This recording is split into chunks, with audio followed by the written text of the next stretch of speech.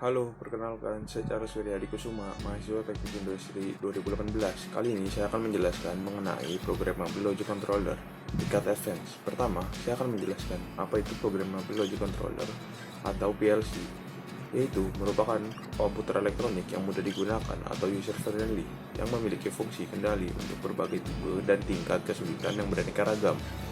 Untuk programmable sendiri artinya menunjukkan kemampuan dalam hal memori untuk menyimpan program yang telah dibuat yang dengan mudah diubah-ubah fungsi atau kegunaannya. Dan logic artinya menunjukkan kemampuan dalam memproses input secara aritmatik dan logik. Sedangkan controller artinya menunjukkan kemampuan dalam mengontrol dan mengatur proses sehingga menghasilkan output yang diinginkan. Cara kerja PLC: pertama, PLC akan menerima sinyal masuk yang akan disimpan ke dalam memori, lalu PLC melakukan instruksi logika untuk menjalankan fungsinya. Selanjutnya, sinyal masukan atau input yang diterimanya akan diproses sehingga menghasilkan keadaan keluaran atau output yang menyesuaikan dengan keinginan pemakainya. Bagian-bagian pada PLC: yang pertama ada unit CPU, merupakan bagian yang berfungsi sebagai otak bagi sistem. Yang kedua ada unit memori untuk menyimpan data dan program.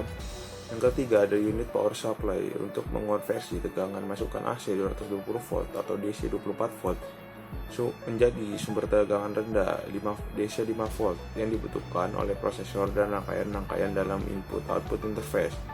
Unit programmer, komponen programmer merupakan alat yang digunakan untuk berkomunikasi dengan PLC. Yang kelima ada unit input-output, menyediakan antarmuka yang menghubungkan sistem dengan dunia luar, memungkinkan dibuatnya sambungan-sambungan koneksi antar perangkat-perangkat input, semisal sensor dengan perangkat output, motor, dan solenoida melalui kanal-kanal input atau output. PLC secara umum memiliki beberapa fungsi sebagai berikut. Yang pertama, kontrol sekuensial, memproses sinyal biner yang masuk menjadi output untuk keperluan pemrosesan teknik secara urutan dan atau sekuensial. PLC di sini menjaga agar semua langkah pada proses sekuensial berlangsung dengan urutan yang tepat. Yang kedua, memonitoring trend atau mengawasi suatu sistem seperti tekanan, temperatur, tingkat, ketinggian, mengambil langkah yang diperlukan berkaitan dengan proses yang diatur. Contohnya, nilai yang telah melampaui batas atau menunjukkan pesan tersebut kepada operator. Pemberi input ke CNC: PLC secara khusus memiliki fungsi untuk memberikan input atau masukan ke CNC. Kelebihan dari PLC: pertama, fleksibel. Yang kedua, harga yang lebih murah. Dan ketiga, dapat melakukan pemrograman, pembaharuan, dan perbaikan dengan mudah. Keempat, keamanan lebih terjamin. Kelima, adanya record data dan antarmuka yang memudahkan pengguna. Keenam, menggunakan sistem wireless. Contoh aplikasi PLC pada industri: yang pertama, assembly mesin; yang kedua, milling; ketiga, welding; 4 boring; 5 grinding; 6 crane. Selanjutnya, ada servo motor. Servo motor adalah perangkat listrik yang digunakan pada mesin-mesin industri pintar yang berfungsi untuk mendorong atau memutar objek dengan kontrol yang dengan presisi tinggi dalam hal posisi sudut, akselerasi, dan kecepatan. Sebuah kemampuan yang tidak dimiliki oleh motor biasa.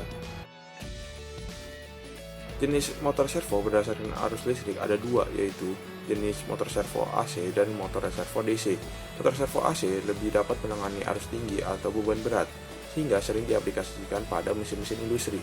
Sedangkan motor servo DC biasanya lebih cocok untuk digunakan pada aplikasi yang lebih kecil. Jenis motor servo berdasarkan rotasinya. Motor servo dapat terbagi menjadi 4 jenis, yaitu positional rotation, continuous rotation, linear servo motor, dan brushless DC servo motor. Beberapa aplikasi yang menggunakan servo motor: yang pertama ada robotic arms, kedua mesin tools seperti CNC, multi-axle, mesin cutting, dan yang ketiga material handling. Keempat, assembly. Yang kelima, printing. Keenam, packaging. Semoga pandemi cepat berakhir dan segala kegiatan pembelajaran dapat berjalan secara tatap muka seperti dulu. Otomasi dapat diterapkan di berbagai sektor industri sehingga dapat meningkatkan efisiensi. Materi yang diberikan sudah cukup jelas dan akan lebih baik pastinya ketika proses pembelajaran dilakukan secara offline. Untuk Bapak sebagai dosen mata kuliah, cara mengajar Bapak sudah menarik dan akan lebih baik jika sering mengajar dengan langsung ke publik. Terima kasih.